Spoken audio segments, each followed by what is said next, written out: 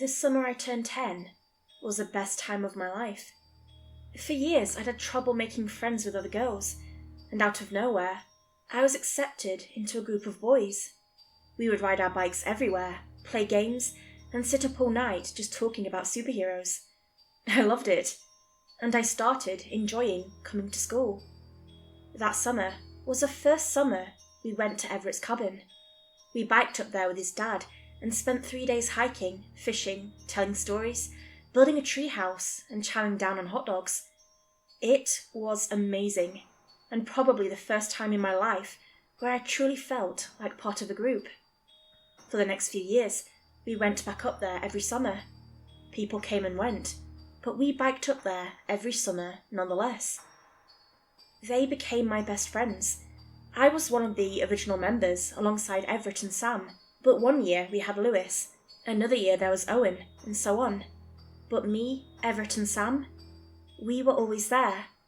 The originals. By the time we all turned 14, there was another girl joining the group, Sam's girlfriend Jocelyn. I'd had some trouble getting along with other girls, so I was a bit hesitant having Jocelyn come along. But I was hilariously wrong. Within a couple of weeks, Jocelyn became my best friend. She was like the sister I never had. The year we turned 16 was the last time we would go there as a group. By then, everyone was growing up. Some were going to college, others were getting a job. Hell, Sam and Jocelyn had just broken up and could barely be in the same room. Spending the summer in Everett's cabin became one of those things that you just stop doing. We promised we'd go back there someday and celebrate summer the right way, knowing full well that would probably never happen. And then, nothing. And, as with all names and faces, they started growing distant. We kept in touch every now and then, but Sam, Everett and Jocelyn all went on with their lives. I did too. That was until a few years ago, when we all turned 30. By then, Sam was about to move out of state. His startup company had gained some traction, and they were moving their main office. He was hitting the big leagues. Jocelyn was planning to move to Scotland. She'd met this guy at the university that she fell head over heels in love with, and the two of them had had a long-distance relationship for close to a decade. Everett, well, he tried to play the family man. He had a 4-year-old son and a 2-year-old girl with a woman who was divorcing him. Oof. And me? Well, I wasn't dealing with my aging very well. I had had anxiety all my life and hadn't celebrated a birthday since I was 14. I can barely look at myself in the mirror, horrified at the possibility of seeing a grey hair. I'm a bit of a hypochondriac, truth be told, and I imagine feeling all kinds of cramps and pains because of my age. And yes, I know 30 isn't that old. It doesn't matter. But that summer, Everett sent us a message out of nowhere. His family was selling the cabin, and he figured one more trip down memory lane would do us all some good. The whole area was being sold off to a logging company at the end of summer. Personally, I just think the divorce was getting to him. At first, I wasn't going to accept. But after seeing both Sam and Jocelyn agreeing to come, I couldn't say no. Maybe it would distract me from turning 30. So, one sunny day, in late June, I drove down from Morgantown back home to Juniper, West Virginia, not knowing what to expect. I figured I might get a nice weekend out of it. And, as I met up with Sam and Everett, it was as if nothing had changed. They hugged me, we laughed, we joked around, and we laughed some more. Everett had rented us mountain bikes. I got the blue one. Sure, they all looked a bit different. Sam had put on a few pounds and had a thick pair of glosses. He was already sweating. Everett, who used to have dreadlocks, had this short and neat office-type haircut, and his eyes looked darker. But that was all just appearance. They were the same guys. Same humour, same smiles, same favourite superheroes. Wonderful. We stopped at a supermarket. I was comparing beef jerky prices when Sam walked up to me. Jocelyn went on ahead, he explained. The roads are all dug up, so we're taking the tunnel. The Rosewater tunnel? By the railroad? I asked. Yeah, Sam nodded. Shouldn't take long. Jocelyn is already up there. Made sense to me. Jocelyn was the outdoorsy type. She was probably up there making a fire by rubbing sticks together or something. But, just in case, I bought myself a fire starter. You never know. And then we were off, riding bikes with the same people, down the same roads. Sure, it all looked different, but it really wasn't. After all these years, it was still just me and the guys. For a moment, I felt this surge of optimism, like everything, somehow, might turn out all right. Everett took point. We followed a trail deep into the pine forest, sweating under the summer sun. The canopy was a blessing, hiding us from the afternoon heat. It took us a bit over an hour to find the railroad tracks. We followed them north. Sam was sweating like he'd never seen a bike before. Then we got to the tunnel. The old Rosewater tunnel wasn't long, but it was old. Everyone knew about it. But it was the kind of place that parents refused to let their kids go near. The place was probably covered in mould. Still, biking through it wouldn't be a problem. You could feel the draft coming through. The tunnel had a slight curve to it, so we couldn't see the other side. Still, Everett took point and howled with joy as he entered. The echo bounced off the walls, reaching into the mountain. Sam followed suit, shrieking just as loud. We dove deep into the dark, with the rhythmic thumping of the railroad tracks beneath us. Our bike lights shone as bright as they could, but the tunnel swallowed them. It was getting colder and colder, almost to the point of my breath showing. Little dust particles danced in the weak light. The sound of spinning bike chains and thumping wheels echoed, and the air tasted like old moisture. Suddenly, Everett stopped. Then Sam, and soon, I could see why. We were in the middle of the tunnel, and there was something covering the ground. Snow. We were all just standing there dumbfounded. Snow. In late June. That didn't make a lick of sense. That's just weird, said Sam. Let's keep going. Wait, said Everett. He stepped off his bike and walked around for a bit. I leaned against my handlebar, feeling the weight of my backpack. I hadn't even noticed how out of breath I was. Everett leaned down, looking at the snow. What's up? Sam asked. We going? Yeah, nodded Everett. It's just, I dunno. Dunno what? Like, where's the tracks? You're sitting on 'em, I added. What's the deal? No, Jocelyn's tracks. Now I could definitely see my own breath. And Everett was right. The snow was undisturbed. Jocelyn couldn't have come through here, unless the snow had recently settled. But what? An inch and a half of powder snow in late June? In less than a day? No. Everett got back on his bike. Let's just keep going. We biked through the snow. About 10 minutes later, we got to the edge of the tunnel. It had collapsed in on itself. The ceiling had caved in and filled the entire tunnel with a steep slant of solid rock chunks. It didn't look recent either. We just turned around. There was no reason for us to keep pushing forward, so we decided to just go back and follow the, if somewhat broken, main road instead. We had bikes. We could go pretty much anywhere.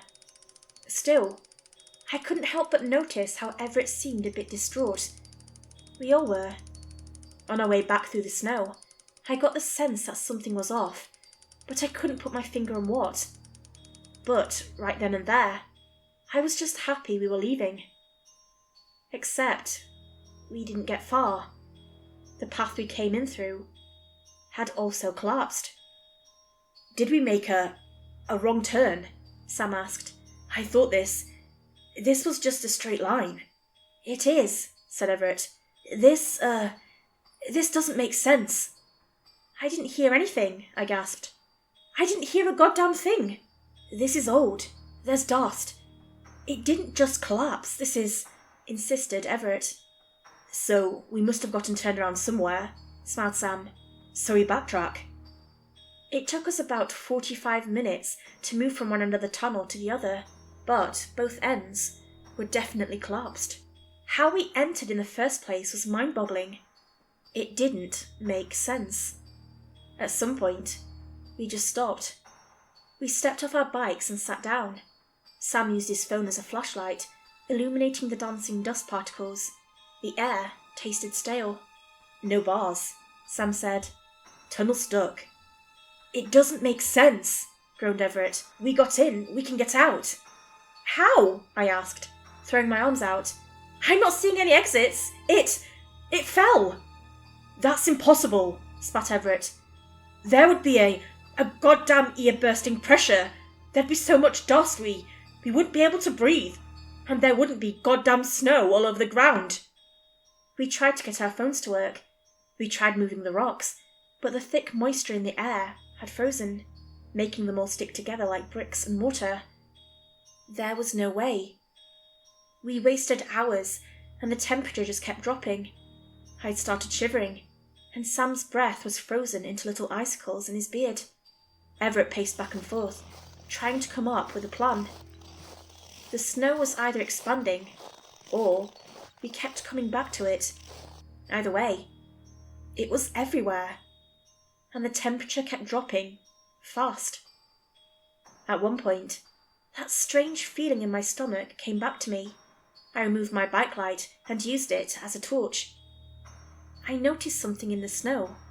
I could see our tracks, both from our bikes and our shoes. But there was something else. A slight impression. 2 thin, parallel lines, running next to the wall. They twisted and turned at times, but I couldn't make out what it was supposed to be. I called Sam and Everett over to help me, but we suddenly got distracted. Somewhere deep in the tunnel, I heard something. A voice. "You should be helping me." It came from further in, without any doubt in my mind, and after all these years, I could still recognise Jocelyn's voice. We tried to pinpoint where it came from, but the tunnel made it impossible. "Joss," Sam called out. "Joss, you there?" Nothing. We looked at one another. It took Everett a few moments to even attempt to accept this. "Joss," Everett finally called out. "Jocelyn." Still, nothing. We looked for her. I could feel myself growing more desperate as the air got colder. My teeth had started to chatter, and no amount of rubbing my arms changed a thing. My hairs standing at attention, as if listening for warmth. Sam and Everett kept calling out to her, but we got no response. And all over the snow, I kept seeing these 2 parallel lines, just barely scraping on top of the snow. Either they'd been there for a while, or whatever was making them was something extraordinarily light. But there was no way of telling where it came from. I have no idea how many hours we spent walking up and down that freezing tunnel. At some point, we all gathered in a circle and wrapped ourselves in sleeping bags. I tried to use my fire starter, but we didn't have much to burn. We piled up some of our extra clothes and spent the better part of an hour setting it on fire. It burned for less than 10 minutes. At some point, we just stopped trying. Our hands were raw, and I started having cold sweats. We turned off the lights to save on battery, but my restless eyes kept moving. I could feel myself going cross-eyed, my mind confused by the pressing dark. There was too much ground to cover. There might be some side tunnel that we might have missed, but we were losing hope. I didn't know what to make of it. Sam and Everett had gone through several cycles of arguing, making a desperate effort, being anxiously hopeful, and then back to arguing. Now, they were just quiet. I would have preferred an argument. "You should be helping me." We all looked up. It was distant, but not as distant as last time. I could hear Sam shuffling as he got up. He called out to Jocelyn again and again, but there was no response. Sam was growing more and more desperate, and his screams got louder. At some point, he stopped calling out to her. He just screamed. The arguing started again as Everett tried to shut him up. But I heard something. I looked up, concentrating on the sound. There was a slight reverb, like this sound bouncing off something metallic. I put my bike light back on and looked up, letting the bright cone answer my question. There were drain pipes running along the ceiling of the tunnel. Some Some kind of drainage or a runoff, said Sam, looking up. That's gotta... Wait, this wasn't at the entrance. So it started further in, I said. Maybe there's a maintenance area. At that, Everett got up. Yeah, he nodded. Yeah, that makes sense. We followed the pipes, and I couldn't help but notice that the parallel lines in the snow seemed to be going the same way. They were roughly following the same way the pipes were running in the ceiling. Sam and Everett didn't seem to notice. There might be another way out, said Sam, like a maintenance entrance. Yeah, agreed Everett. They can't have people running in and out of here when the trains are coming, right? My stomach turned. The stress was getting to me. I wasn't usually the quiet one of the group, but crawling around in the dark just weighed my entire mind down. It wasn't supposed to be cold. It wasn't supposed to be dark. We were supposed to be making hot dogs by the cabin. There was a faint tapping sound. Something banging against the pipes, somewhere up ahead. Sam and Everett pushed forward. And there it was. A maintenance door. We all got excited. We ran up to it, and the moment Sam put his hands on the handle, I shouted at them to stop. They just looked at me, barely illuminated by our combined electronics. I could see the parallel lines running in the snow, leading into the maintenance door. I pointed it out to Sam and Everett, who didn't pay it no mind. Sam thought it was water drops on condensation. Everett didn't care. It couldn't be water drops. It was too cold and too consistent. Something in me screamed at me to just not go further. This was bad. But the door flung open, and we stepped inside. There was an awful smell in the air. Chemicals, mostly ammonia. It took some time getting used to, but we pushed on. There was a small corridor leading us farther in, branching into maintenance tunnels that were so small that we had to move sideways to fit. We explored as a group. We couldn't find an obvious way out, but we could make an educated guess. We just had to find a way that pointed us either straight forward or straight back, following the curvature of the Rosewater tunnel. At one point, we hit a dead end. As we turned back, I was suddenly first in line. Then, we heard it again. You should be helping me. This time, it was just down the hole. It was so close it chilled me more than my freezing breath, and for a split second, I could swear I saw something move just at the edge of the light. Something that retreated into the dark with a rhythmic sound, and it was leaving behind those strange parallel lines in the frost-covered floor. We got back to one of the maintenance hubs. The drain pipes coalesced, leading us further in. We stopped for a while. Sam was out of batteries. They will come looking for us, said Sam. We should just go back and wait. We'll freeze, I said. It's absurd, but we'll freeze. She's right, agreed Everett. We gotta push. Then I go second. I don't have a light. We agreed. And, as we turned around, there was Jocelyn.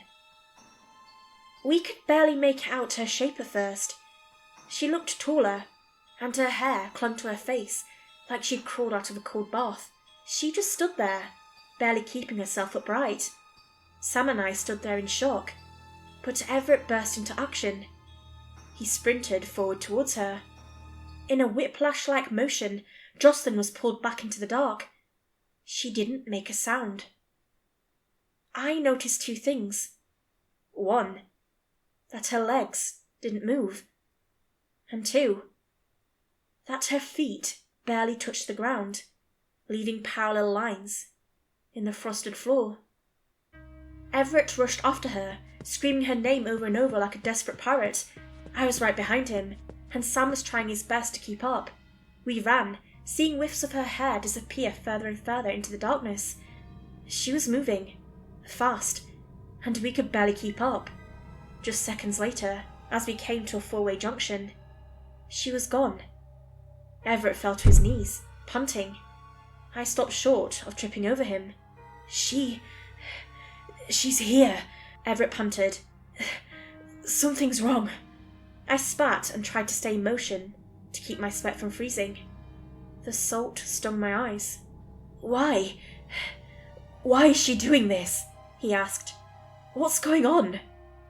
Wait, I said. I turned around. Where's Sam? We backtracked. We tried to mentally map those labyrinthian holes, but we just came up with dead end after dead end. Sam was gone. Disappeared into the dark. And somewhere, far ahead, we could hear something again. You should be helping me. But this time, in Sam's voice, Sam's broken, drawling, drawn-out half voice, it made the drain pipes reverberate, shaking with excitement. This time, we turned the other way.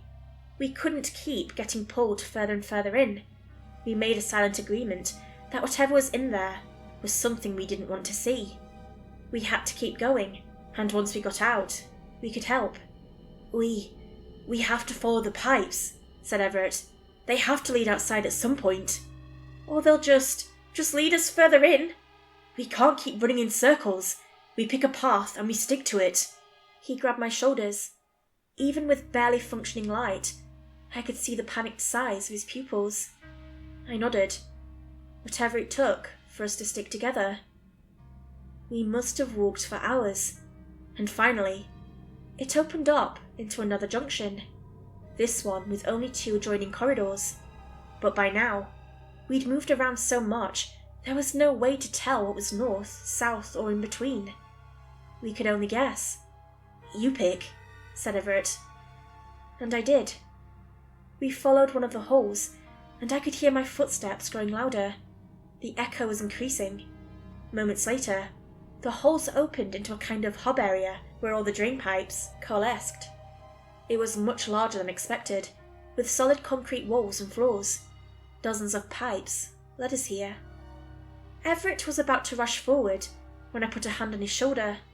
I looked around for a bit, but he brushed me off and kept going. Wait! I called out, pointing. There was something up ahead.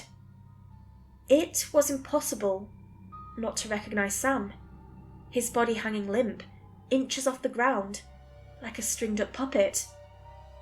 His skin was white as snow, with icicles hanging from his beard and hair. He didn't move. You should be helping me, his body groaned, without ever moving his mouth. The shadows behind him moved.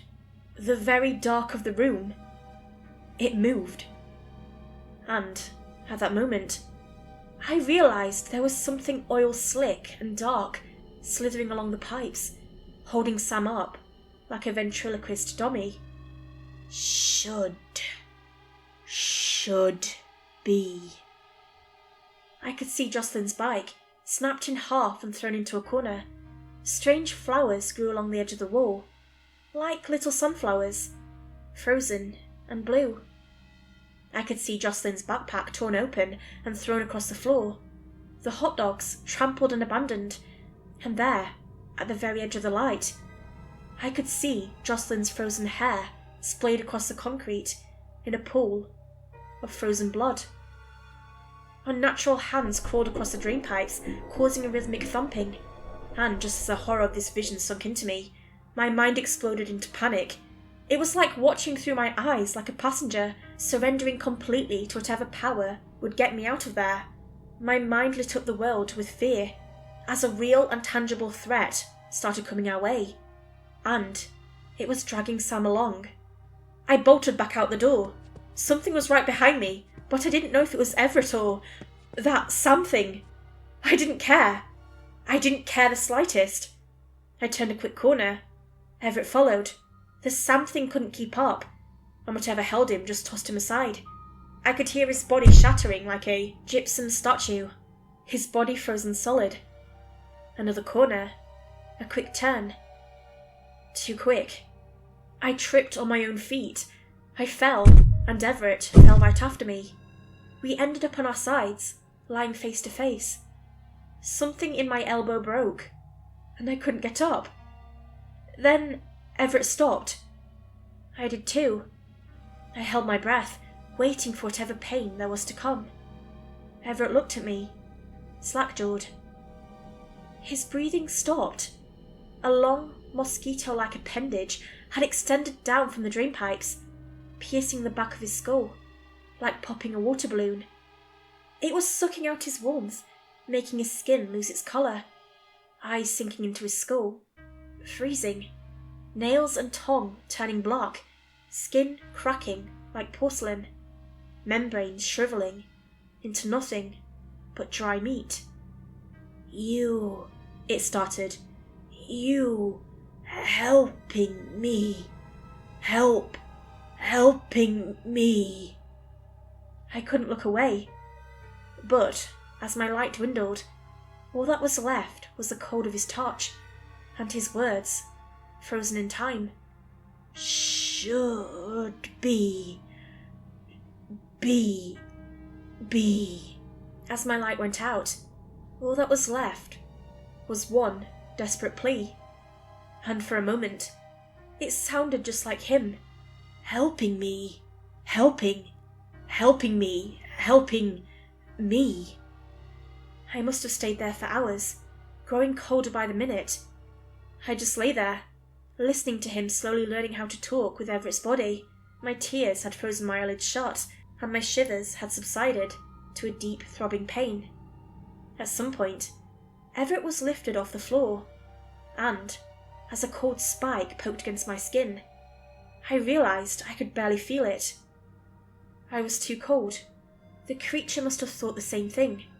As it left me there, I had no warmth left for it to feast on. I was no longer interesting prey. I'd accidentally strained my elbow as I fell, and I could barely feel my legs. Further and further away, I could hear the rhythmic thumping as the creature moved along the drain pipes. The pleas of what remained of Everett grew more confident and distant. At some point, it wasn't interested anymore. I fumbled down corridor after corridor, trying to keep my eyes open.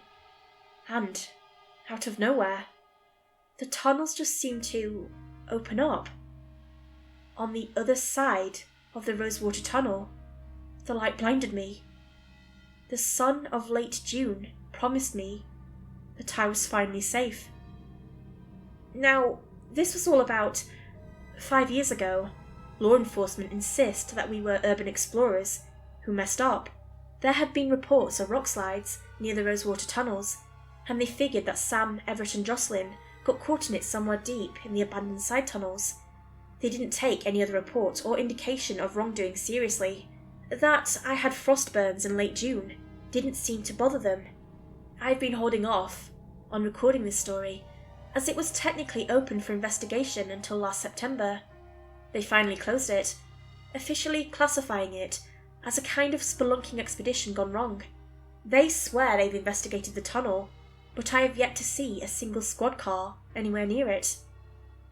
I don't think this is over. I've since left it all behind. The town, the people, the past. And whatever future I have left, I will cherish